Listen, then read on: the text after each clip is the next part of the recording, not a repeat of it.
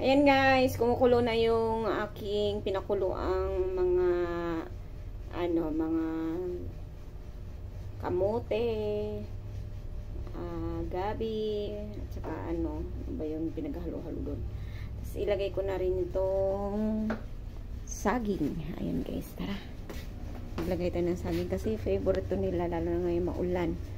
Ayan guys, maulan kasi. Kaya request ng mga kids ko. Yun. Ginataang bilo-bilo. Ayan guys. Wala lang langka. Ba't may langka pa siya? So, walang langka. Okay na rin yun. Ginataang bilo-bilo. Pinulog na natin to guys. Malinis yung kamay ko ha. So, hindi malinis yung aking kamay. Naghugas ako. Alam nyo, makalimutan ko maghugas guys ha. Ayan. Luto tayo, luto.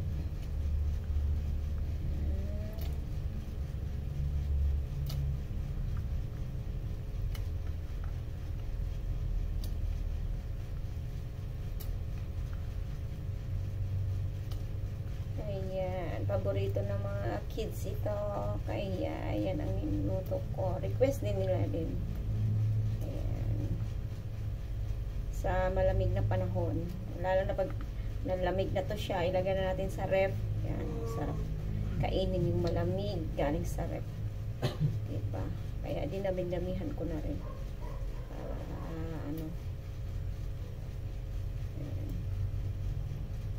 yun guys. Yan ang aking